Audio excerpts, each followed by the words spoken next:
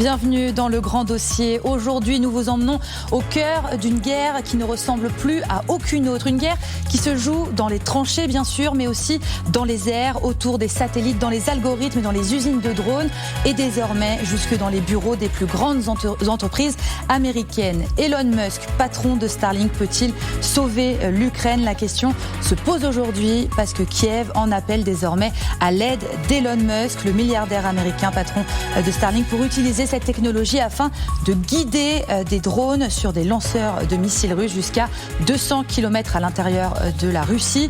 L'Ukraine, qui est face à un paradoxe terrible, elle s'est frappée loin, mais elle manque de moyens pour se protéger des frappes russes. Alors l'idée est simple, plutôt que d'attendre le missile, il faut désormais aller détruire le lanceur, alors que toutes les nuits, ou presque, l'Ukraine est en proie aux missiles et aux drones russes. Manque cruellement de patriotes, le système de défense promis un temps par les Américains. Et puis, nous vous révélerons une autre histoire spectaculaire. Une enquête de The Atlantic dévoile l'existence d'un projet ukrainien baptisé M&M's. Ne vous fiez pas au nom de bonbons. Le principe, envoyer des essaims de drones autonomes, potentiellement jusqu'à 1000 par nuit, pour perturber les plus grands aéroports, notamment ceux de Moscou. Au centre de ce projet, un homme, Mikhailo Fedorov, l'ancien ministre de la Défense, désormais limogé, artisan et défenseur de la transformation technologique de l'armée ukrainienne. Alors l'Ukraine est-elle en train d'inventer la guerre de demain, celle où un essaim de drones peut mettre en échec une défense extrêmement sophistiquée, où l'intelligence artificielle devient une arme, où un satellite privé devient une infrastructure militaire? Une partie de la capacité militaire d'un État peut-elle dépendre de la décision d'un homme? Elon Musk peut-il sauver l'Ukraine? C'est la question de notre grand dossier aujourd'hui, ce soir, sur LCI. Mais d'abord, partons sur le terrain, rejoindre Gwendoline de Bono. Cette nuit, de nouveaux morts civils sont à déplorer en Ukraine. Les attaques massives sont de plus en plus rapprochées. La défense ukrainienne, on le sait, souffre d'un manque de moyens et semble aussi changer de doctrine. Gwendoline. Oui, alors si vous voulez, il y a un objectif pour le gouvernement ukrainien, pour Volodymyr Zelensky, c'est d'arriver à un cessez-le-feu sur la ligne de front actuelle. Et si vous voulez, quand Volodymyr Zelensky parle avec son état-major, l'analyse qu'ils en font, c'est qu'il y a une seule solution pour que Vladimir Poutine accepte ce cessez-le-feu, peut-être, c'est de mettre la pression sur la Russie, c'est de mettre la pression sur l'économie russe, d'où les frappes sur effectivement les raffineries, cette campagne de frappe qui se poursuit, les frappes sur le géant du commerce en ligne Wildberries, parce qu'au final, ça a atteint des millions et des millions de petites entreprises en Russie et de clients. Donc effectivement, quand vous discutez avec les officiels ukrainiens, il y a, cette conviction qu'en intensifiant la campagne de frappe en Russie, en attaquant sur le territoire de la Russie, il y a peut-être une chance, de créer de la contestation, de créer certaines dissensions au sein des élites russes qui pousseraient Vladimir Poutine à accepter un cessez-le-feu. Gwendoline de Bono depuis Kiev avec Éric Josset. On a ces images de la nuit dernière en Ukraine, des drones russes lancés dans le ciel ukrainien qui ont causé de nouveau d'importants dommages, mais aussi des victimes, 6 blessés, à Soumy, 2 femmes qui ont été tuées, des victimes notamment aussi à déplorer dans la région de Kharkiv, dans la région de Kramatorsk, où un supermarché a été frappé. Des attaques qui interviennent au lendemain d'une journée particulièrement meurtrière à Kiev, avec au moins 17 morts, une quarantaine de blessés. Pour en parler aujourd'hui sur notre plateau, Elisabeth Shepard-Selam, commençons par les femmes, maîtresse de conférence à l'université de Tours, spécialiste défense et sécurité. Merci d'être avec nous. Bertrand Wilmer, ancien chef d'état-major interarmé des forces françaises, ancien pilote de chasse également. Et Grégory Phillips, rédacteur en chef international LCI. Une question, on voit, Grégory, ces images des frappes qui ont eu lieu sur l'Ukraine hier dans la nuit. Ces images, elles sont désormais quotidiennes. L'Ukraine semble ne pas pouvoir se défendre face à ces attaques de plus en plus rapprochées, de plus en plus fortes. Oui, vous soulevez 2 problèmes et je pense qu'on va en parler plus avant dans ce grand dossier. D'abord, le nombre de frappes très intense, très massif, quasiment chaque nuit sur l'Ukraine et même parfois maintenant en journée. Vous savez combien de civils ukrainiens sont morts en juillet ? 437. 437 civils ukrainiens tués par ces frappes russes au mois de juillet. C'est le mois le plus meurtrier dans ce pays depuis l'automne 2022. 2600 personnes blessées. Donc ça montre bien que les frappes sont plus nombreuses, plus fortes, et c'est le deuxième problème que j'évoquais, que les Ukrainiens sont de plus en plus dans l'incapacité d'intercepter ces drones, ces missiles, et évidemment ça fait beaucoup plus de victimes. Donc c'est pour ça que ce manque criant de patriotes est le sujet principal en ce moment de Zelensky, aussi parce qu'il voit sa population décimée. 17 morts il y a 2 nuits, plus de 400 au mois de juillet, et c'est effectivement quotidien, avec des immeubles, des quartiers résidentiels, des supermarchés. C'est un véritable drame humanitaire qui se joue, et c'est pour ça que Zelensky hurle quasiment son besoin de patriotes. Elisabeth Shepard-Selam, on parle cette nuit et la nuit dernière de drones. Il y a aussi donc les missiles qui sont envoyés par la Russie, différents types de missiles, et qui sont, on l'évoquait, particulièrement difficiles, presque impossibles à arrêter aujourd'hui pour les Ukrainiens.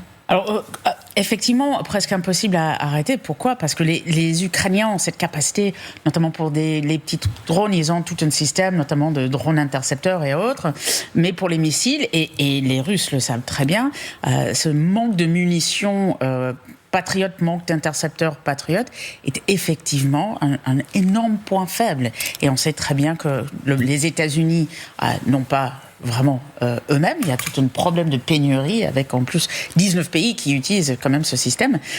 Donc il faut trouver une solution. Comme souvent chez les Ukrainiens, il va falloir trouver une solution pour protéger, comme disait Greg, la population civile, parce qu'il faut le rappeler aussi, les Russes ont tendance à frapper sur des populations civiles, les supermarchés, les hôpitaux, les maternités et autres. Comme ça a été encore le cas hier soir. Alors Volodymyr Zelensky en a appelé à ses alliés il y a encore quelques heures. Il l'a fait plusieurs fois pour demander justement des patriotes, pour soulever cette question du manque de moyens pour la défense ukrainienne. Écoutez justement le président ukrainien. Nous avons besoin de missiles pour les patriotes, quelque chose que seuls nos partenaires peuvent fournir. À tous les niveaux, nous leur faisons clairement comprendre à la fois notre besoin et le fait que nous savons que nos partenaires peuvent y répondre. Il ne s'agit pas de cadeaux, il s'agit de la volonté de l'Ukraine d'acheter des armes. Il est essentiel que des décisions soient prises, les décisions politiques appropriées par nos partenaires et en tout premier lieu aux États-Unis. Bertrand Wilmer, dans quelle mesure aujourd'hui le patriote reste irremplaçable ? C'est vraiment le cheval de bataille de Volodymyr Zelensky d'en obtenir. Est-ce qu'il n'y a pas d'autres systèmes qui peuvent aussi prendre le relais ? Pourquoi c'est si stratégique, si important ? Si, il y a un autre système qui existe, notamment le système avec à base de missiles qu'on appelle l'Aster 30, qui est fabriqué par MBDA, qui est une entreprise franco-italienne, qui est d'ailleurs beaucoup plus performant que le Patriot, enfin que le système Patriot, parce que c'est un système, est beaucoup plus performant, moins cher, mais il n'est pas combat proven. La grande force du Patriot, c'est qu'il est utilisé depuis des dizaines d'années, et donc il a fait ses preuves. Et il a été amélioré en ce sens. Et là, ce qui se passe actuellement, c'est que le Patriot est effectivement capable d'intercepter, on va dire, 80% des missiles balistiques qu'il détecte, même si les missiles balistiques s'améliorent aussi, en fonction des caractéristiques du Patriot. Mais le problème qu'il y a, c'est qu'il n'y en a plus. Il n'y en a plus parce qu'ils ont été consommés notamment par Israël, ils ont été consommés par les Américains, ils ont été consommés en Iran. Les Iraniens ont utilisé un certain nombre de missiles balistiques eux aussi, notamment sur les bases américaines dans les pétromonarchies. Et là, il y avait des sites de missiles avec des missiles patriotes qui étaient là, un peu comme on envoie des cartouches en fonction de la menace. Et parfois, on en tirait 1, 2 ou 3 pour intercepter un missile iranien. Alors, notamment l'Arabie Saoudite. Ça, c'est ce que faisaient les Israéliens. Le problème, là, on va rentrer dans un truc un peu plus technique. Pour avoir la finesse de la trajectoire, il faut des informations très précises. Si on n'a pas le nombre de radars qui vont bien, ou si les radars qu'on utilise ne sont pas suffisamment performants, ce qui est arrivé pendant la guerre en Iran, parce que les radars, notamment en Arabie Saoudite, qui ont été détruits. Alors, pour pouvoir aller chercher les données du missile balistique, ils envoyaient un premier patriote, voire un deuxième, pour finalement que ce soit le troisième qui tire au but. Donc une consommation. Voilà, donc c'était une consommation, c'était, si vous me passez l'expression, le bar est ouvert, quoi. Le problème, c'est que cette débauche de missiles, dans un sens et dans un autre d'ailleurs, ce débauche de missiles, à un moment ou à un autre, les commandes qui étaient faites par un certain nombre de pays, limitrophes de l'Ukraine, notamment la Pologne, commandes qui ont été payées, n'ont pas été livrées sur demande des États-Unis il y a quelques mois de cela. Et donc ça c'est la caractéristique du fait que il y a un concept de rareté. Et le deuxième point, c'est que on ne construit pas des missiles patriotes comme on construit, une Fiat 500. C'est extrêmement complexe. Il y a toute une chaîne de sous-traitants qui fait que, actuellement, dans le meilleur des cas, les Américains sont capables de fabriquer 50, 60 missiles patriotes par mois. Eh bien, dans les premiers jours de la guerre en Iran, ils en ont consommé 200. Alors qu'ils en fabriquent quelques-uns par jour. Donc ils ont épuisé leur stock, qui au départ était, on va dire, tous les analystes s'entendent pour dire de l'ordre de 3000. Maintenant, ils sont à 800, 900 pour leur stock personnel.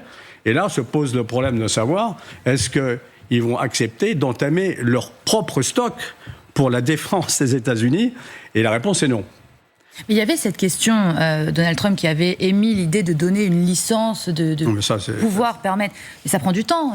Surtout, il faut l'accord. Alors, on est aux États-Unis, c'est des sociétés privées, c'est pas des sociétés sous contrôle gouvernemental. Et autant Lockheed Martin que Raytheon avait dit, on n'est pas très chaud pour donner une licence. Parce que ça pourrait finir par se jouer la concurrence contre nous. Donc Trump avait évoquer ça sans forcément consulter les sociétés qui étaient concernées, ce qui a posé quelques soucis. Forcément. Et même s'ils avaient, ça prendra du temps. Ça ne sera pas une sorte de potion magique pour résoudre le problème du jour au lendemain. Monter une chaîne de production, ça prend du temps. Et puis les produire aussi, ça prend du temps. Ouais. Et donc, ça ne sera pas ça non plus la solution. Il y a quand même une troisième, et Zelensky lui-même l'a évoqué, les Sud-Coréens aussi fabricants. Il a essayé d'en parler avec les Sud-Coréens qui ont donné un refus catégorique. Mais on s'engage sans doute dans une guerre longue, ou en tout cas on ne voit pas d'issue. Est-ce que, écoutez, ce que disait le porte-parole du Kremlin, Peskov, il y a quelques jours, il ne voit pas d'issue pacifique à cette guerre ? La position du régime de Kiev ne laisse entrevoir aucun optimisme quant aux conditions préalables à une solution pacifique. La dynamique sur les lignes de front est bien connue. Le chef de l'État et commandant en chef Poutine en a parlé à plusieurs reprises. L'opération militaire spéciale se poursuit. La Russie finalement dans la droite ligne de ce qui se passe depuis 4 ans maintenant, mais il y a aussi ces images d'entrepôts ukrainiens qui sont frappés, des entrepôts notamment avec des denrées alimentaires, et cette question qui revient de possibles pénuries qui s'installeraient, ou qui pourraient être causées en Ukraine. Il y a cette stratégie de la Russie d'aller étouffer vraiment le peuple ukrainien, les civils ukrainiens aussi. Il n'y a pas d'issue, il n'y a pas de quoi se défendre. Que peut faire l'Ukraine aujourd'hui face à ça ? Vous avez raison de souligner notamment les attaques sur les supermarchés, sur les stations-service, sur les infrastructures énergétiques. La population ukrainienne s'apprête à passer un 5e hiver de guerre. Et on sait maintenant d'expérience, nos reporters nous l'ont raconté, combien l'hiver peut être difficile quand vous n'avez ni chauffage, ni eau, ni électricité, et des problèmes peut-être un jour de denrées alimentaires. Le problème que vous soulignez, Marion, c'est que il n'y a pas de solution diplomatique. On vient d'entendre Peskov. On voit mal les Russes s'asseoir à la table des négociations. On ne voit pas tellement de solutions militaires. La ligne de front bouge de quelques dizaines de kilomètres carrés chaque mois, mais c'est plutôt figé. Donc on ne voit pas la porte de sortie à ce stade, même si on note un affaiblissement de la Russie sur le plan économique, sans doute la pression qui pèse sur les épaules de Poutine, mais je ne vois pas d'issue ni diplomatique ni militaire, à part peut-être qu'un jour Poutine, sous la pression de notamment des grands patrons russes, etc., s'aperçoive qu'il envoie le pays dans le mur. Mais Elisabeth, est-ce qu'il n'y a pas une contradiction quand même stratégique de la part de l'Occident de voir ces attaques, enfin ce discours russe, ces attaques qui se maintiennent, qui se renforcent, qui visent les civils, et de donner des des patriotes au compte-gouttes, voire pas du tout? Alors, la question des patriotes, il y a deux choses. Les patriotes, comme expliquait le général Wimmer, c'est utilisé ailleurs. Et comme il y a eu une guerre au Moyen-Orient, cette question de compte-gouttes. Alors, il faut savoir que les munitions patriotes, le pénurie éventuelle, est signalée par les institutions américaines depuis presque 20 ans. Donc, c'est pas quelque chose de nouveau. Et ils avaient prévenu que s'il y avait une guerre majeure, il n'y en aurait pas assez. Donc, il y a ce problème qui est incontournable. Et effectivement, les Américains ne peuvent pas donner des patriotes qu'ils n'ont pas. Et ils en ont besoin pour certains de leurs alliés ou certaines de leurs propres bases aujourd'hui. Donc, la question devient moins... il y a un véritable problème. On va pas... je suis absolument d'accord avec Greg, on ne voit pas de sortie. Mais les Ukrainiens vont être obligés de retrouver une solution pour intercepter ils semblent être en train de se faire, y compris en construisant, comme on a vu, on va dire des drones, mais qui deviennent de plus en plus la taille, qui s'approchent d'être des missiles. La recherche de solutions par les Ukrainiens qui cherchent aussi du côté d'Elon Musk et de Starlink, ce qui nous amène à cette grande question. Est-ce que Elon Musk peut sauver l'Ukraine? J'ai le plaisir d'accueillir Olivier Lascar, journaliste Sciences et Avenir. Vous nous avez rejoint. Vous êtes auteur d'une enquête sur Elon Musk, l'homme qui défie la science. Vos lumières seront donc précieuses également. On va d'abord vous raconter de ce dont il s'agit. Pourquoi l'Ukraine se tourne vers Elon Musk? Pourquoi un entrepreneur, une entreprise privée peut avoir voix au chapitre dans un conflit tel que la guerre en Ukraine? Nivine, il y a cette pénurie donc de patriotes, une pénurie grave, et donc en attendant une éventuelle livraison, les Ukrainiens voudraient utiliser des drones équipés de Starlink pour contrer des missiles balistiques russes. Alors qui dit Starlink dit Elon Musk. Oui, ça ne vous aura pas échappé, Elon Musk, il n'est pas très supporter de la population ukrainienne dernièrement, il est même plutôt devenu pro-russe. Alors pour changer la donne, Kiev a lancé ces derniers mois une véritable opération à séduction avec à la manœuvre l'ancien ministre de la Défense, Mikhailo Fedorov.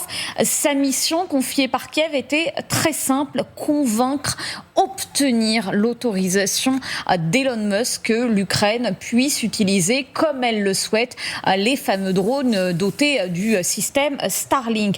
Jusqu'à présent, les Ukrainiens pouvaient les utiliser, mais uniquement sur leur sol. Or, ce qu'ils souhaitent, c'est pouvoir les utiliser pour frapper directement le territoire russe et donc de viser directement ces systèmes de missiles balistiques, ces systèmes qui, nuit après nuit, on le voit, frappent le territoire ukrainien, causant des dommages côté civil.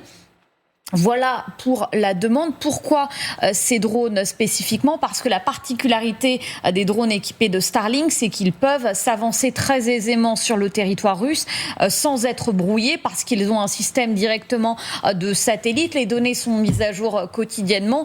Ce serait donc un atout majeur dans la main des Ukrainiens. Mais le problème, c'est que Fedorov, à qui on a confié cette opération séduction, mais il a été limogé en juillet dernier parce qu'il ne s'entendait plus avec à son état-major. Il a donc fallu trouver un plan B, et qui de mieux que Volodymyr Zelensky en personne pour tenter de convaincre l'homme le plus riche du monde. Alors Zelensky ne s'est pas adressé directement à Musk, il a demandé à Donald Trump de parler avec son ex-meilleur ami et de lui donner l'autorisation donc d'utiliser comme il le souhaite ces drones équipés de Starlink. Alors pour obtenir son accord, les Ukrainiens, ils ont coupé la poire en deux. Ils ont demandé l'autorisation d'utiliser ces drones, mais pas sur l'ensemble du territoire russe, uniquement dans une zone qui serait de 200 km au-delà de la frontière ukrainienne. Donc ça représente plus ou moins cette zone. On vous l'a assuré sur cette carte. La zone n'est pas grande, mais elle est stratégique, puisque Bryansk, Koursk, Belgorod ou encore Rostov-sur-le-Don pourraient être ainsi visés directement avec ces drones équipés du système Starlink. Alors la question qu'on se pose, c'est est-ce que Elon Musk a accepté?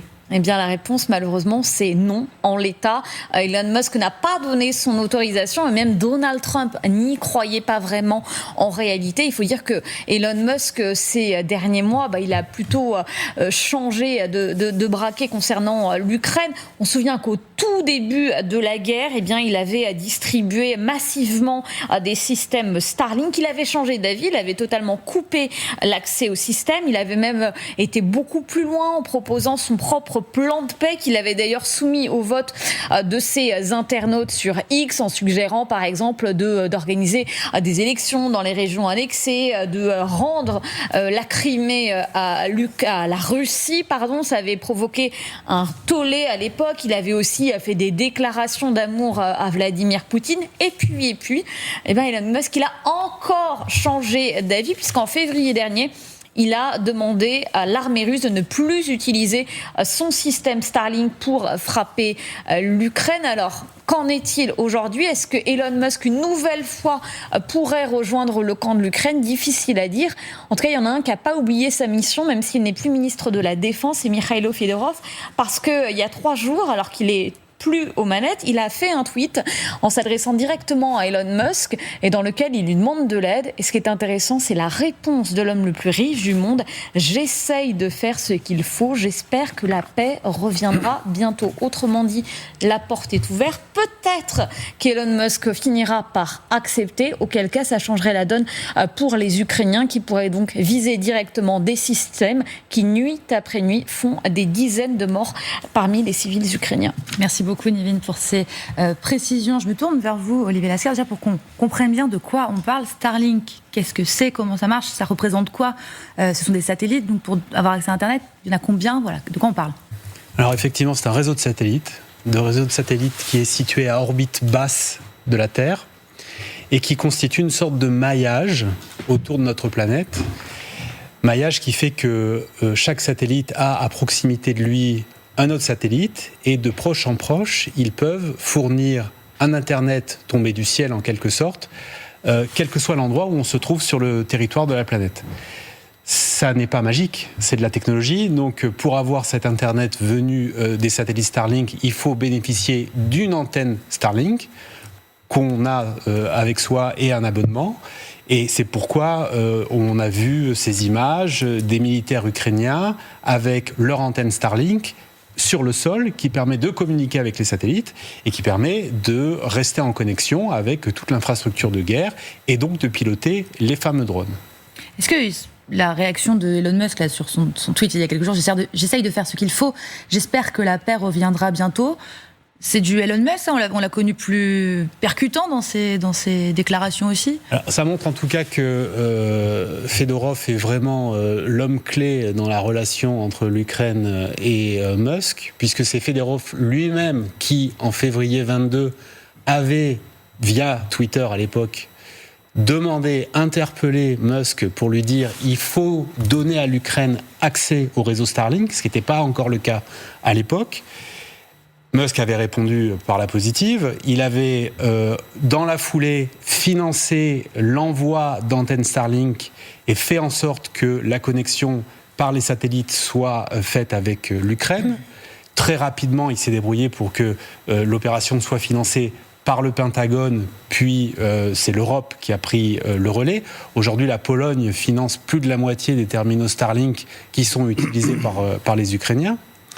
Donc, d'un certain point de vue, on peut dire que Musk a pris fait et cause pour l'Ukraine en ouvrant l'accès à son réseau Starlink, ce qui a vraiment changé la donne. Mais d'un autre côté, il a toujours fait en sorte que ce réseau ne soit pas disponible pour certaines des attaques qui visaient la Russie. Ça, on l'a vu avec l'épisode de la Crimée, où des drones navals ukrainiens l'Ukraine voulait les utiliser pour attaquer la flotte russe et Musk s'y est opposé. C'est le premier épisode où il a commencé à fermer, à limiter l'accès du réseau à l'Ukraine.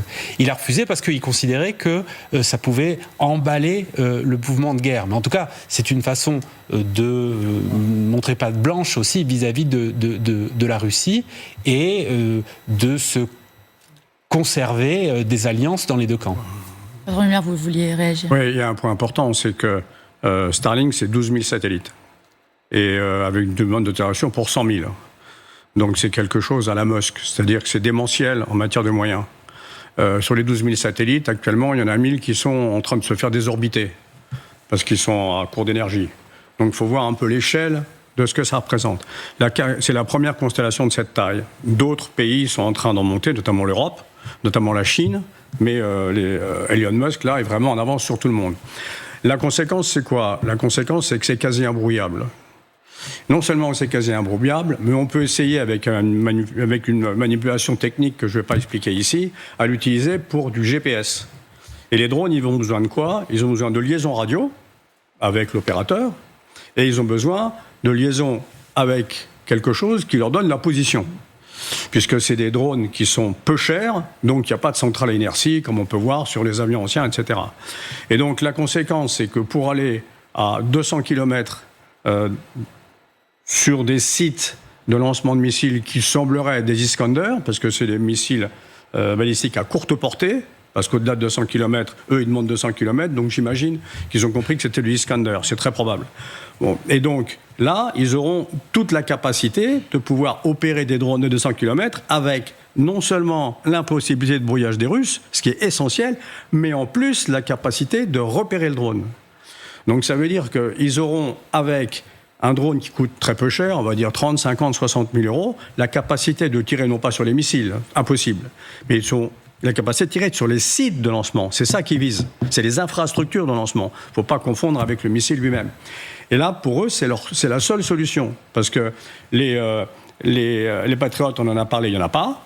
Il n'y en a pas pour personne, on va dire. Et puis, l'Aster 30, pour vous faire un peu donner un scoop, en France, l'Aster 30, on en a une vingtaine pour notre propre besoin. Alors, on est loin de pouvoir en fournir 50, 100 ou 150 à quelques pays que ce soit. Elisabeth Shepard-Siam, vous partagez l'analyse de l'atout Starlink peut être décisif, et particulièrement important aujourd'hui pour les Ukrainiens. Mais on l'a vu à quel point c'est important, c'est-à-dire... alors d'abord, les Ukrainiens l'ont dit, donc je pense que c'est quand même assez important, mais pour tout l'usage des drones, pour tout le ciblage, si vous regardez par exemple Firepoint, qui était très présent à Eurosatory, c'est par Starlink qu'il passe. Si vous écoutez le PDG, la jeune femme qui est PDG, l'importance de Starlink, l'importance de la technologie, bien évidemment, mais Starlink en particulier, est essentiel aujourd'hui pour les Ukrainiens. Ils le savent et ils essaient bien évidemment, et même si Fedorov n'est plus ministre de la Défense, c'est une des relations qu'ils essaient vraiment de maintenir parce que c'est tellement important. C'est quand même assez vertigineux de se dire que, alors je ne dis pas l'issue de la guerre, mais en tout cas des tournants de la guerre sont liés à Elon Musk. Je dis vertigineux pour être poli, c'est complètement flippant en fait. On a vu pendant cette guerre qu'à plusieurs reprises, pour les Ukrainiens et pour les Russes, il peut allumer et éteindre le bouton. Et à chaque fois, par exemple pour les Ukrainiens, il a éteint Starlink, ça a été une catastrophe sur le terrain. C'est-à-dire que dès lors qu'il n'avait plus de réseau à Internet, il perdait du terrain, il y avait des hommes au front qui ne pouvaient plus rien faire. Et même chose pour les Russes, quand il a décidé à un moment de couper pour les Russes, ils se sont retrouvés dans une situation militaire extrêmement compliquée. Donc qu'il décide d'allumer ou d'ouvrir le bouton, ça a des conséquences très importantes sur le terrain pour les deux belligérants. Et c'est quand même assez effrayant d'imaginer que c'est l'homme le plus riche de la planète, certes, mais un personnage, disons, fantasque, qui peut décider de l'avenir, de ce qui se passe sur le terrain ukrainien. Un personnage non élu. Ça pose un problème beaucoup plus large, c'est que la fourniture d'une technologie, l'emploi de cette technologie, la formation des personnels ukrainiens sur cette technologie, c'est pas anodin. Pourquoi les Allemands ne veulent pas livrer de Taurus ? Parce qu'ils ne veulent pas qu'on envoie un Taurus sur le Kremlin. Parce que si on envoie un Taurus sur le Kremlin, de fait, l'Allemagne sera en guerre contre la Russie. Donc le fait de fournir une technologie, c'est pas seulement en col blanc, on vous donne ça, ça marche. Non, c'est pas comme ça que ça marche. C'est que ça engage les gens qui fournissent cette technologie par rapport à l'adversaire, par rapport à celui qui va subir cette technologie. Et ça, c'est quelque chose qu'il faut qu'on regarde peut-être un peu plus en Europe. Mais Olivier disait, effectivement, ce n'est pas un responsable de l'administration américaine, c'est un businessman. C'est assez fascinant de voir que dans cet épisode-là, Trump en est réduit à jouer le rôle de la courroie de transmission. Zelensky va voir Trump pour demander à Trump s'il veut bien demander à Musk de lui ouvrir les accès pour que Starlink soit opérationnel à 200 km des lignes ukrainiennes. C'est quand même le monde à l'envers. Alors justement, sur le positionnement d'Elon Musk et l'ampleur que cela peut prendre, on est en ligne avec Romuald Siora, chercheur associé à l'IRIS et directeur de l'Observatoire politique et géostratégique des États-Unis de l'IRIS. Vous êtes en direct justement des États-Unis. Est-ce que Elon Musk, dans cette affaire, dans cette histoire, est aussi puissant ou plus puissant que Donald Trump ? Écoutez, plus puissant que Donald Trump, difficile à dire, je n'irai pas jusque-là en tout cas, mais quasiment son égal. Aujourd'hui, non pas le destin de l'Ukraine, mais d'une partie de la guerre est quand même, comme ça vient d'être dit, entre les mains de l'homme le plus riche de la planète, qui est un personnage fantasque. On est en déni de démocratie.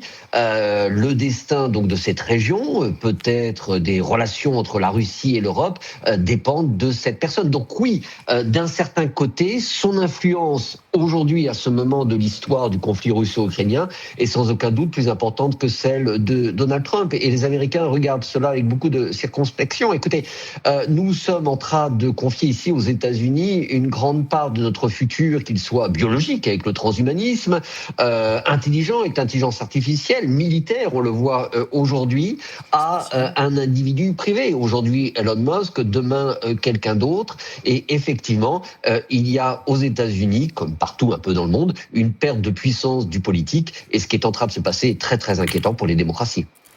Alors on a justement aussi cherché à voir les déclarations d'Elon Musk quant à la situation en Ukraine et l'intervention que Starlink par exemple pourrait avoir. Il s'était exprimé dans un podcast avec le russo-américain Lex Fridman, c'était en 2023, écoutez. Volodymyr Zelensky a dit dans le passé qu'il n'était pas intéressé à parler directement avec Poutine. Pensez-vous qu'il devrait s'asseoir d'homme à homme pour négocier la paix ?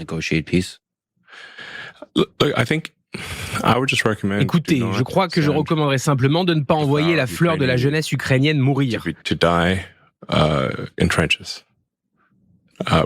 parle à Poutine ou non, qu'il ne fasse pas ça.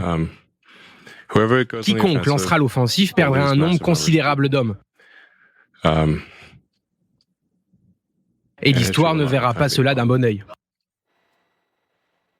Olivier Lascar, on a Elon Musk qui a un discours pacifiste presque au micro. Oui, mais on sent bien qu'il y a un tiraillement chez Musk. Il s'est enivré du pouvoir qu'il a découvert au contact de Trump.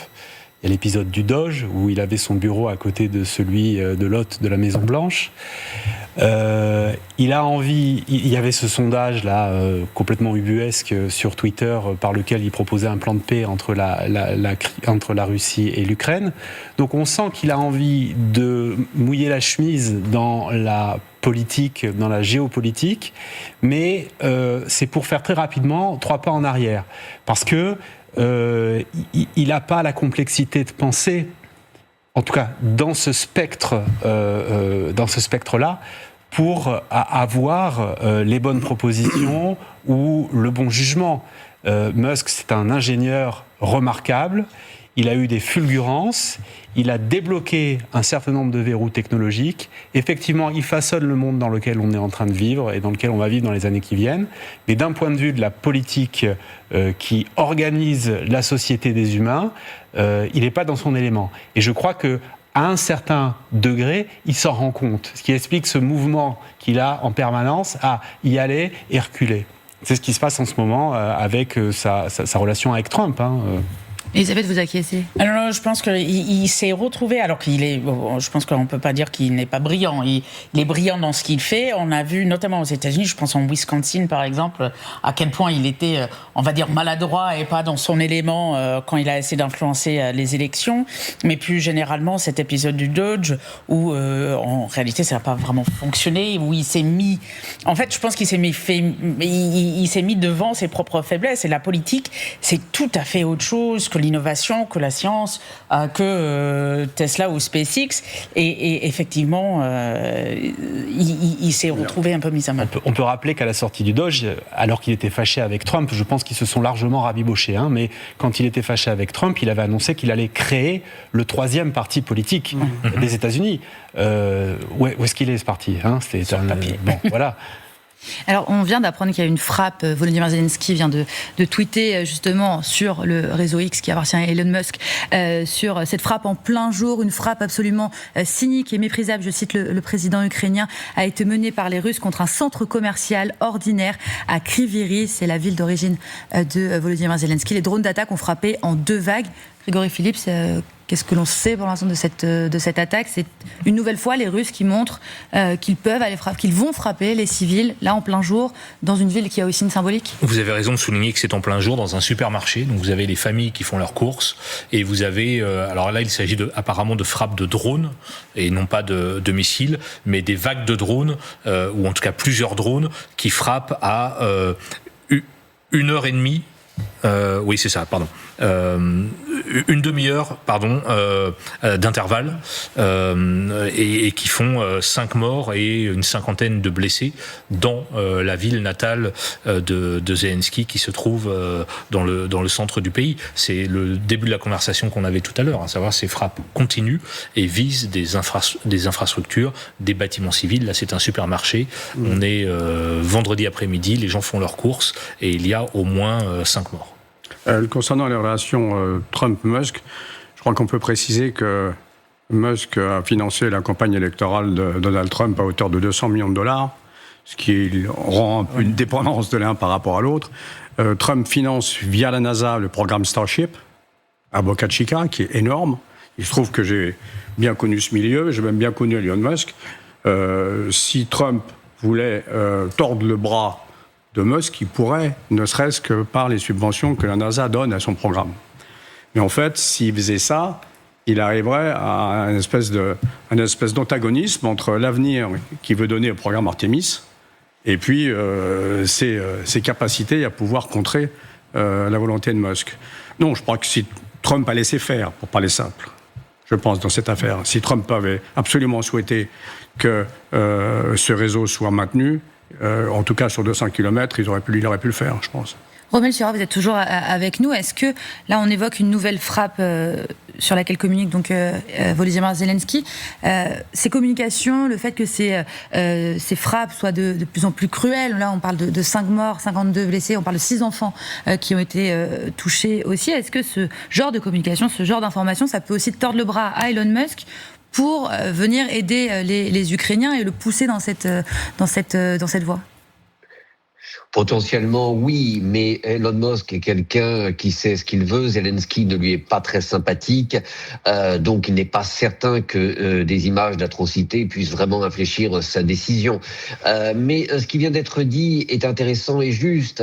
Si Donald Trump avait voulu véritablement intervenir, il aurait pu au moins se manifester. On peut donc aussi imaginer que Donald Trump est plus ou moins satisfait pour l'instant du fait que Elon Musk ne bouge pas en faveur de l'Ukraine. N'oublions pas que nous sommes à quelques mois, quelques semaines presque des élections de mi-mandat ici aux États-Unis et que la promesse de campagne la plus importante concernant l'international de la part de Donald Trump était de mettre fin à la guerre en Ukraine. Si il réussissait à faire plier, si je puis dire, à pousser Zelensky, qui verrait une potentielle défaite devenir de plus en plus probable, à aller à la table des négociations, cela pourrait faire le lit du président américain. Donc on peut imaginer, je suis au conditionnel, on peut imaginer que, puisqu'il est vrai que Trump aurait pu hausser de la voix, ou en tout cas se manifester, que ce qui est en train de se passer n'est pas pour lui déplaire. On peut aussi imaginer, toujours au conditionnel,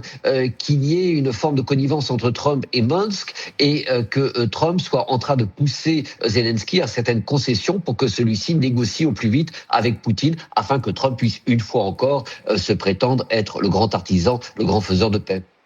Je voudrais revenir sur ce que vous évoquiez tout à l'heure, Bertrand Mulmer. Si Starlink donne le feu vert, donne cette technologie aux Ukrainiens, ça impliquerait les États-Unis, puisque c'est une entreprise. Ça impliquerait la personne qui livre. Ça impliquerait Elon Musk et de facto les États-Unis, puisque Starlink est fabriqué aux États-Unis et les satellites partent des sites spatiaux au niveau des États-Unis. Cette décision ou cette demande à Musk et sa réponse, ou sa non-réponse en fait, elle vient à la suite des chiffres qui ont été donnés hier par la direction du renseignement militaire ukrainien, qu'on appelle le GRU, sur la liste des stocks de missiles russes selon le renseignement militaire ukrainien. Il faut être prudent, on a un total de 2200. Donc on peut imaginer qu'ils ont gonflé un peu le chiffre, mais enfin on est sur des chiffres énormes. Ça veut dire que la Russie peut intensifier, notamment avec des Iskander, ils parlent de 150 et 200 Iskander, ils peuvent envoyer une dizaine de missiles balistiques tous les jours, pendant des mois, sur le territoire ukrainien. Et ça, effectivement, si on ne fait rien pour les aider, soit en termes de missiles Patriot, soit en termes de missiles Aster, mais ça, j'y crois pas, soit en termes de capacité à aller frapper des sites d'infrastructure, qui va pas tout résoudre. Parce qu'il y a certains missiles qui sont lancés à partir de plateformes mobiles. C'est pas forcément quelque chose de fixe et de connu, notamment les Iskander. Donc, si on ne fait pas ça, il est clair que ça va mettre l'Ukraine dans une situation qui est extrêmement délicate, et on le sent avec ce que dit Zelensky. Elisabeth, sur cette frappe là qu'on vient d'apprendre, particulièrement cruelle, on voit cette escalade constante dans les frappes. Est-ce qu'on arrive à un paroxysme de la guerre où l'Ukraine va aussi aller plus loin, va aussi attaquer? Est-ce qu'on en est là? On voit depuis cet été, depuis le mois de juillet aussi, cette stratégie ukrainienne, effectivement, d'aller frapper plus loin, plus fort. Non seulement, donc, on a beaucoup parlé de Wildberries, ces centres logistiques, tous ces grands entrepôts, tout ce qui est énergie, et puis on a parlé, depuis quelques jours, des aéroports. Cette stratégie d'éventuellement, alors qu'ils n'ont pas encore fait, mais peut-être de frapper des aéroports autour de Moscou. Donc on voit effectivement des deux côtés, on va dire, un escalade qui n'en finissent pas, avec bien évidemment les problèmes liés à une pénurie d'intercepteurs du côté de Kiev, qui font que c'est assez meurtrier pour les civils ukrainiens. Grégory Phillips, là aujourd'hui, c'est la ville natale de Volodymyr Zelensky qui est frappée au niveau un symbole. C'est une ville qui est importante en Ukraine, c'est pas particulièrement une grande ville. Non, c'est une ville moyenne qui est au centre du pays, mais qui effectivement est un peu le fief de Zelensky. C'est là où il a débuté sa carrière, souvenez-vous, d'humoriste, d'animateur, et avant de devenir le président, puis le chef de guerre qu'on connaît. Donc, je suis pas sûr qu'il faille y voir un symbole plus important que celui-là. Toutes les villes ukrainiennes sont frappées. Odessa l'a été il y a quelques jours. Kiev très lourdement il y a 2 nuits. Dnipro, Kharkiv. Voilà, ça fait partie des cibles malheureusement des Russes. Mais le fait que ces frappes aient lieu en plein jour, vous l'avez souligné tout à l'heure, c'est relativement une nouveauté, puisque généralement c'est plutôt la nuit que les drones et les missiles sont lancés. Et évidemment, quand vous lancez des frappes en plein jour sur des installations type centre commercial, vous prenez évidemment le risque, ou vous prenez la décision de tuer évidemment des victimes civiles. Ça c'est relativement récent de ces dernières semaines. Oui, Bertrand Müller, une frappe en plein jour. Ce qui est intéressant, je dis ça, c'est un peu une incidente, en contrepoint, c'est qu'on parle plus du tout de ligne de front. Entre janvier 2026 et août 2026, il y a eu 745 km², selon le service. C'est ce que revendiquent les Ukrainiens. Ont été repris aux Russes. On va dire que 600. Enfin, entre 600 et 750. Mais les lignes de front, plus personne n'en parle. Les gens parlent de frappe contre frappe. Et l'Ukraine a quand même encore un avantage, c'est qu'ils ont la capacité, ils fabriquent à peu près 11 000 drones par jour. Ça, c'est un minimum. Certaines années, ils disent beaucoup plus. Mais 11 000 drones par jour, ils peuvent envoyer sur ce que le remplaçant de M. Fedorov a parlé de cible dans la profondeur. C'est la première déclaration qu'il a fait. Il a dit « je vais m'engager à taper dans la profondeur ». Très bien. Ils appellent ça des sanctions dans la profondeur, d'ailleurs, pour des raisons différentes. Et donc là, il peut effectivement continuer à affaiblir l'économie russe. Et c'est ça qui joue, je pense. Et il va forcément intensifier. Il a frappé à Samara, par exemple. Samara, c'est les lignes de production du lanceur Soyouz. Pas du satellite, des lanceurs Soyouz. Bon, ne plus pouvoir lancer de satellite pour les Russes, c'est un petit peu embêtant. Ils ont d'autres lanceurs, ils ont Proton, etc. Mais tout de même, donc ils diversifient les frappes de façon, j'allais dire, intelligente, si je puis me permettre. Sur Wildberries, la conséquence, c'est quoi? C'est que ça concerne tous les Russes. Donc avec Wildberries, les Russes disent, on est en guerre. Alors que certains Russes ne pensaient pas être en guerre.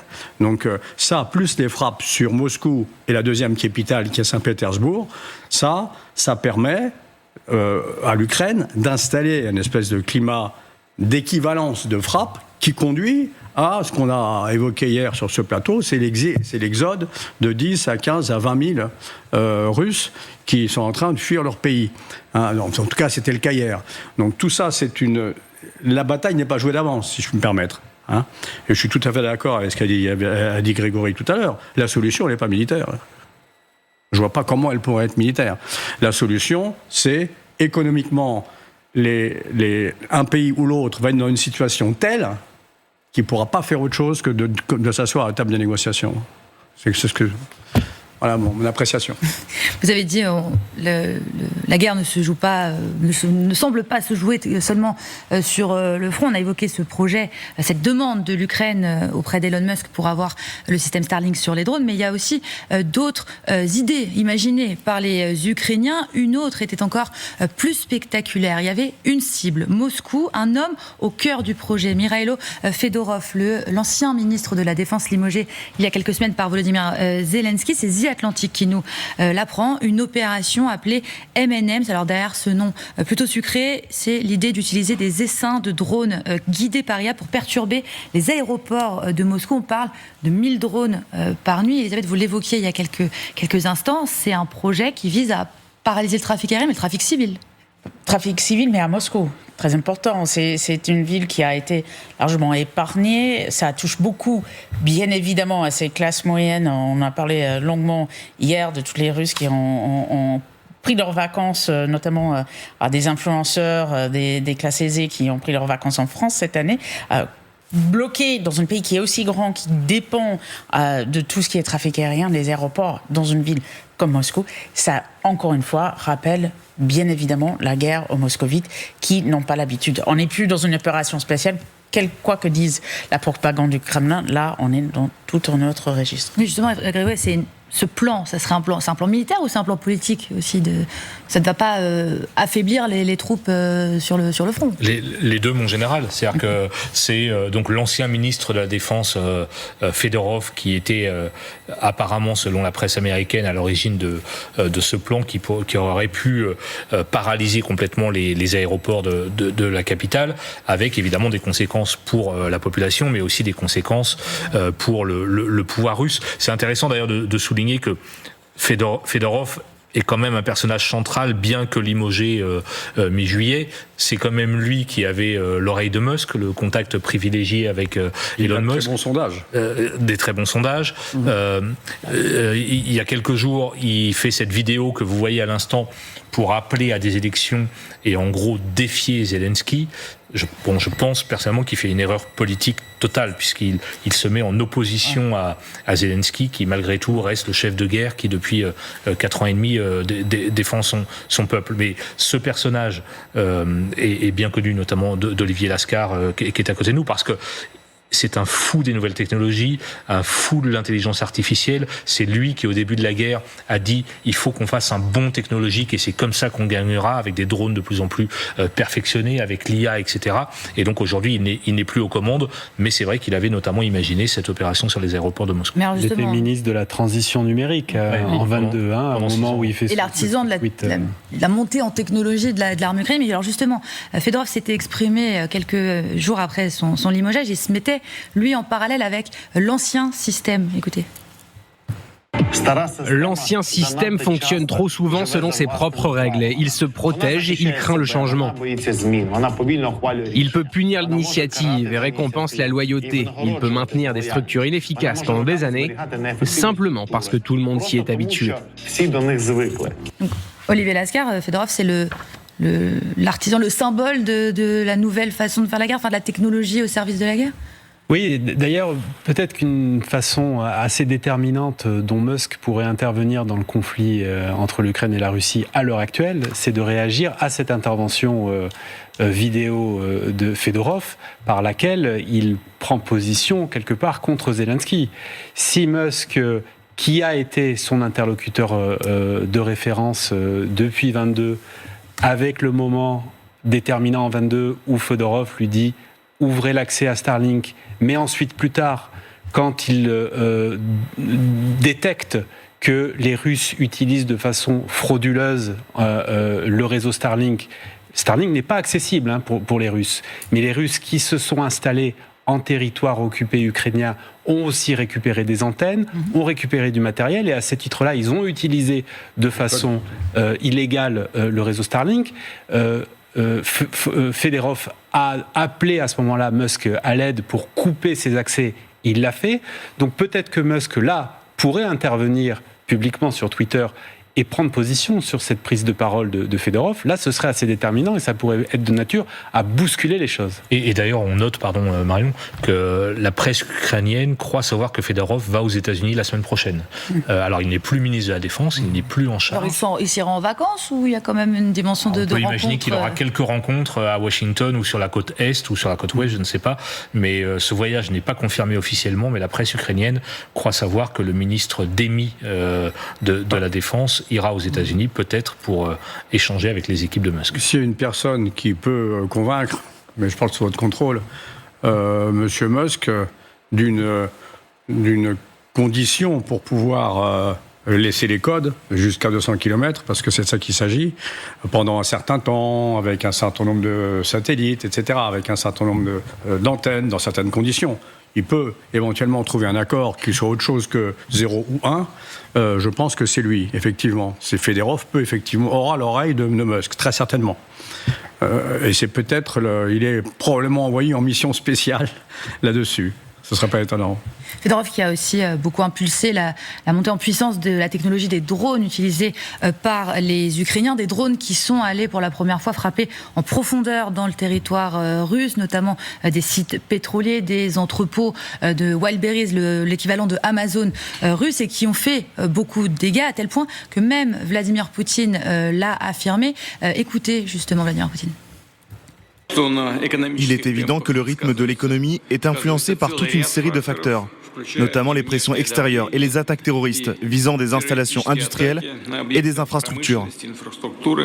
Bien entendu, ces attaques n'ont pas et ne pourraient en aucun cas avoir des conséquences critiques. Pourtant, ils nous causent du tort. Nous le comprenons, nous le constatons et nous le savons. Bertrand Bellemare, quand on voit ces attaques, est-ce que Elon Musk laisse faire les Ukrainiens ou il n'utilise pas Starlink pour aller frapper? Elon Musk, là, il n'intervient pas, si je puis dire, parce qu'il y a un certain nombre de drones qui n'ont pas besoin de Starlink pour voler, quoi. Hein. Bon, c'est justement la force des Ukrainiens, c'est d'arriver à se réimaginer des solutions en fonction des contraintes qu'ils ont. Et là, ce qu'il faut noter dans cette intervention de M. Poutine, c'est qu'il reconnaît. Il reconnaît que c'est pas facile, au minimum. Donc, au lieu de dire bougez pas, on sait faire, ça va laisser passer, finalement, on va être vainqueur. Il dit pas ça. Il dit on souffre et on le sait. Bon, pour parler très simple. Et donc, le deuxième point, c'est qu'ils sont capables de frapper dans la profondeur à partir de l'Ukraine, mais ils sont aussi capables de frapper dans la profondeur avec ce qu'on appelle des moyens troyens. Ils l'ont fait avec un camion troyen, avec un bateau troyen. Donc c'est un camion dans lequel on met des drones qui part de Géorgie et puis qui arrive sur le flanc est et puis qui va tirer sur des cibles qui sont à 5000 km de l'Ukraine.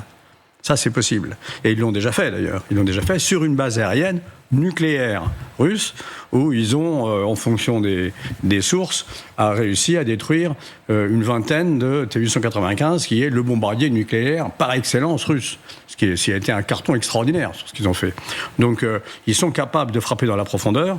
Le problème, maintenant, c'est qu'ils le fassent beaucoup et très vite. Très vite, parce que le temps presse. Je pense que le temps est plus l'ennemi de l'Ukrainien que l'ennemi des Russes. Elisabeth, quand on voit des figures comme Fedorov qui discutent donc avec Musk, qui lancent des appels avec cette idée de mettre la technologie parfois que l'on découvre encore, que l'on développe encore au cœur de la guerre, est-ce que ça fait changer la façon de faire la guerre, le mode de guerre? Est-ce qu'on va vers ça? Alors je pense que l'Ukraine nous a totalement, en tout cas, reconfiguré la façon dont on regarde la technologie. Le coût aussi, parce qu'on ne parle pas de la même chose quand on parlait des Patriotes ou on parle des avions de chasse. On n'est pas dans les mêmes, figures en termes financiers non plus. Effectivement, des figures comme Fedorov nous font réfléchir à comment on fait la guerre, avec quels moyens, quel coût, et c'est des leçons, que ce soit pour les Américains, les Français, on est tous en train de prendre, on est en train d'apprendre de ce qui se fait en Ukraine, avec bien évidemment cet apprentissage. Enfin, on se rappelle quand même, aujourd'hui on parle des Patriotes, mais pendant longtemps on parlait de demande de moyens pour frapper à longue distance. Sans ça, ils ont réussi en interne à fabriquer, avec des nombres fabriqués tous les jours assez impressionnants, par leurs propres moyens. Et ça, c'est tout un changement qu'on regarde avec beaucoup d'admiration. Olivier Lascar, est-ce que des figures comme Fedorov, c'est le genre de figure avec qui Elon Musk peut échanger, qui peut se laisser convaincre justement de donner un peu d'aide? Est-ce qu'il aime aussi ce genre de profil qui est un peu disruptif comme lui, comme il se le revendique en tout cas?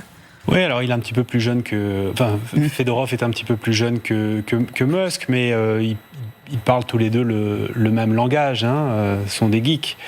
De là à ce que Musk lui donne accès, lui ouvre les vannes de Starlink, moi j'y crois pas. On vient de voir Poutine à l'image.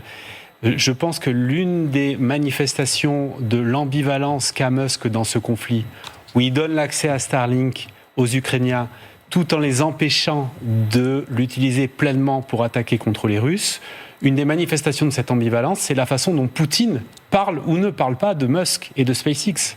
C'est-à-dire que Poutine aurait pu taper sur la table à quelques occasions, il ne le fait pas, et au contraire, l'occurrence où il a parlé de Musk, c'est quand Musk a décidé de ne pas laisser les Ukrainiens utiliser Starlink dans l'épisode de la Crimée, quand il s'est agi de taper contre la flotte navale russe. Musk n'a pas voulu que Starlink soit utilisé pour ça, et Poutine a pris la parole en disant que Musk était une personnalité extraordinaire, un entrepreneur génial, etc.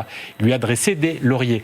Donc c'est assez étonnant de voir comment ce personnage Musk a réussi à se lever une place entre Poutine, Trump et Zelensky quelque part, en étant intouchable jusqu'à présent.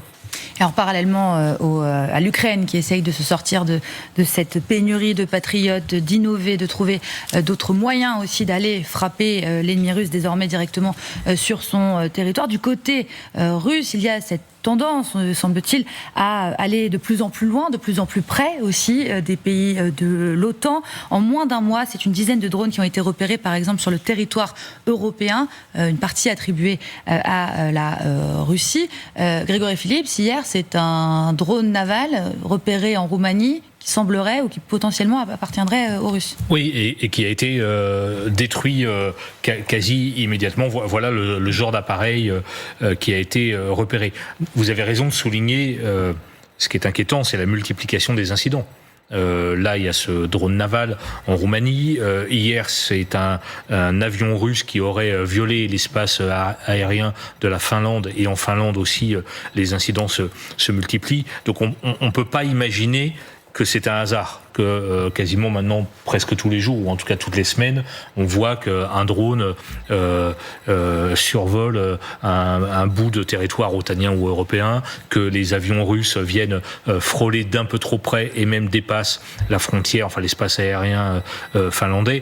Il y a sans aucun doute une volonté de la Russie de venir nous aiguillonner. On n'est pas sur des incidents majeurs, et heureusement, mais de venir aiguillonner l'OTAN sur sa frontière pour dire, regardez, on est là et on s'approche de plus en plus près chaque jour. Oui, Elisabeth, est-ce que le but c'est de montrer à l'OTAN, pour la Russie, qu'ils sont là, qu'ils peuvent y aller? Est-ce que c'est de faire peur? Est-ce que c'est de menacer? Il y a deux choses. Il y a tous les épisodes dont parlait Greg, qui sont des épisodes où on peut attribuer. Il y a aussi tous les épisodes où on pense que c'est les Russes, mais on ne le sait pas, où il n'y a pas forcément d'attribution. Je pense à Leipzig, entre autres. Aujourd'hui, au début, on disait il teste. Je pense que, et surtout cette drone navale, s'il avait frappé et il avait explosé cette plateforme, je crois que c'est gazière, ça aurait été beaucoup plus qu'un test en réalité. Tout comme si à Leipzig l'avion avait explosé et le réservoir de kérosène avait explosé, on ne serait plus véritablement dans un test. Mais en tout cas, ils cherchent une réponse de notre part. Ils cherchent effectivement à voir comment on va réagir, mais ça devient de plus en plus nombreux. Moi, je pense aux pays baltes, on a vu la Finlande, l'Estonie aussi avec des MiG, la Roumanie. Enfin, la liste commence à être très longue et très nombreux, et ça s'accélère. Je pense qu'on va bien au-delà du test aujourd'hui. Bertrand Mullier, vous vouliez réagir? Je crois qu'il faut, je pense, essayer de prendre un peu de recul. Les pays européens aident l'Ukraine de façon telle que si les pays européens arrêtent d'aider l'Ukraine, si les Américains arrêtent d'aider l'Ukraine, la guerre est gagnée pour la Russie. Je crois qu'on est tous d'accord avec ça. Bon. Et donc, vis-à-vis de la Russie, les pays européens, c'est un peu l'ennemi de la Russie, puisqu'ils fournissent des armes. Ils fournissent des armes, ils fournissent des gens qui forment, ils fournissent des munitions, ils fournissent le lien nécessaire entre le fabricant, les arsenaux et les exploitants, etc., presque même au plus près du front. Donc ça, c'est pas anodin. C'est pas anodin. On peut pas faire ça comme ça en disant on fait ça et puis on s'arrête. Non. Les conséquences, c'est un peu comme ça que j'imagine, c'est Poutine rappelle que, attention, vous aidez l'Ukraine, ça peut avoir un coût. Ça peut avoir un coût. Donc, il frappe ici, il fait une entrée comme avant sur l'A10 du temps du mur de Berlin. Il y avait de temps en temps des petites échappées. Moi, personnellement, j'ai vécu ça. Eh bien, là, il y a un risque. Le deuxième point, c'est qu'il y a un risque. C'est que quelque chose qui devrait être un peu un tir de sommation, ou une escarmouche de sommation, il y a une erreur de bonne foi, et qu'on arrive sur quelque chose de beaucoup plus grave. Et que là, ça déclenche quelque chose. Le risque, à mon avis, il est là. Ce qui s'est passé à Leipzig, il y a 2 drones qui ont tapé dans 2 avions. Il y a un avion qui a été dérouté, et il y a l'autre, et le drone qui est tombé, et l'autre, il a tapé sur un appareil ukrainien, je crois que c'était un 134, sur le sol, qui avait des matériels allemands qui devaient aller en Ukraine. Il a frappé, le détonateur n'était pas armé, il est tombé par terre. Donc c'est vraiment un coup de chance, quelque part. Parce que si ça s'était passé réellement, eh ben, il y aurait eu un avion qui aurait explosé sur un terrain international, à Leipzig, avec du pétrole, avec toutes les conséquences que ça peut avoir. Alors justement, Grégory Phillips, si cela arrive, l'OTAN entre en guerre, si cette erreur, comme le même de votre voix, a lieu et déclenche ça, quelle réaction, à partir de quel moment aussi l'OTAN dit là, la provocation va trop loin et c'est une déclaration de guerre? Ouais, on n'est jamais sûr du pire, mais reprenons l'exemple de Leipzig. Effectivement, l'Antonov explose. Vous avez un certain nombre de victimes sur l'aéroport, parce que c'est un aéroport... Et d'autres appareils aussi à côté. Les autres appareils explosent aussi. Vous avez des victimes parmi les personnels de l'aéroport, etc. C'est une toute autre histoire si c'était arrivé. Et effectivement, à ce moment-là, vous êtes en Allemagne, pays de l'OTAN. Que se passerait-il si un tel accident se produisait? Oui, sans doute convocation de l'article 5 qui ne signifie pas que immédiatement tous les pays de l'OTAN, la trentaine de pays de l'OTAN entrent en guerre contre la Russie, mais au moins il y aurait une réunion de ces pays-là pour voir quelle réponse on apporte, et j'ose imaginer que la réponse serait évidemment extrêmement ferme. Il y a aussi une situation qui est de plus en plus tendue, c'est du côté du Japon, autour des îles Kuriles, avec la Russie qui mène des frappes, des exercices, en tout cas à proximité de cela. Est-ce que c'est encore une autre façon pour la Russie d'aller chatouiller, aiguillonner, comme disait Greg Phillips, des alliés, des alliés de l'Occident, des alliés de l'OTAN? Je crois que le message russe, c'est de dire on est aussi présent dans le Pacifique. Au moment où les États-Unis ramènent le porte-avions, le seul qui leur restait dans le Pacifique, ils le ramènent pour remplacer le porte-avions Abraham Lincoln, dont on a parlé de façon importante il n'y a pas très longtemps, puisqu'il est à 260 jours de mer, quelque chose comme ça. Donc il n'y a plus de porte-avions américains dans le Pacifique. Sur les 11 groupes, sur les 11 porte-avions, actuellement, il y en a 2,5 opérationnels. Ça, c'est la réalité. Avec des porte-avions qui ont une moyenne d'âge de 30-32 ans, avec le plus vieux qui a 51 ans. Quelle limite? Donc, Trump, le président Poutine peut dire, écoutez, nous, on est présents dans le Pacifique, les îles Kuriles, c'est à nous. D'ailleurs, on fait un exercice. Elisabeth, selon vous, c'est un message qui est adressé au Japon ou qui est aussi adressé à tous les autres? Alors, c'est adressé à tout le monde, mais il était assez clair sur le message au Japon. Quand il est allé aux îles Kuriles, notamment, on le voyait manger, regarder les thons, manger un peu de... Je crois que c'était des œufs de quelque chose, si c'était pas du caviar. C'était un message qui était aussi accompagné par le message de l'ambassadeur russe au Japon, ambassadeur russe au Japon, aux Japonais le jour même, en disant faites attention à votre réarmement, parce qu'on se rappelle quand même que non seulement ils sont en train de reconsidérer cette question de tabou nucléaire, ils sont en train de se réarmer et de on va dire aussi se réorganiser en termes de renseignement. Donc il y a à la fois bien évidemment un message très clair aux Japonais, mais pas seulement aux Japonais, bien évidemment, et ça fait partie de son plan plus global. Mais premièrement, c'est la Russie est quand même bien occupée sur le front ukrainien dans cette guerre en Ukraine. Pourquoi Vladimir Poutine choisit précisément maintenant pour aller mettre en scène justement cette puissance militaire russe côté Pacifique sur les îles Kouril? Il y a plusieurs raisons. Je pense que c'est pour montrer oubi et torbi que la Russie est toujours présente, vaillante sur toutes les mers et notamment dans le Pacifique, d'une part. Et d'autre part, l'important, c'est un détail, mais c'est quand même à noter, cette visite qu'il a fait aux îles Kouril, il l'a fait en treillis militaire. Il l'a pas fait en étant habillé comme ça. Il l'a fait en treillis, avec un grade, avec le calot, etc. Ce qui n'est pas très fréquent pour lui. Donc, ça ne veut pas dire qu'il est belliqueux, mais ça veut dire qu'il est chez lui, il est souverain, puisque l'armée est une puissance souveraine, et qu'il arrive, il donne des directives, il écoute, il fait une espèce d'inspection, si je puis me permettre. Donc là, je crois que c'est pour montrer qu'il n'est pas à l'agonie sur la partie internationale. On va revenir sur cette frappe qui a eu lieu en plein jour dans la ville de Kryvyi Rih en Ukraine, dans le centre du pays. Le bilan s'est alourdi. On parle désormais de 6 morts, au moins 90 blessés. Le président Volodymyr Zelensky s'est exprimé sur Twitter. Il a dénoncé une frappe absolument cynique, méprisable, menée par les Russes contre un centre commercial ordinaire. De nouveau, des civils qui ont donc été touchés. On va prendre la direction justement de l'Ukraine, retrouver notre correspondant Guillaume Tac. Guillaume, que sait-on de cette attaque en plein jour sur un supermarché? Oui, une attaque en plein jour qui a visé le plus grand centre commercial de Kryvyi Rih, donc une ville industrielle de l'oblast de Dnipropetrovsk. On dénombre pour le moment 6 morts, près d'une centaine de blessés, mais évidemment le bilan pourrait s'alourdir.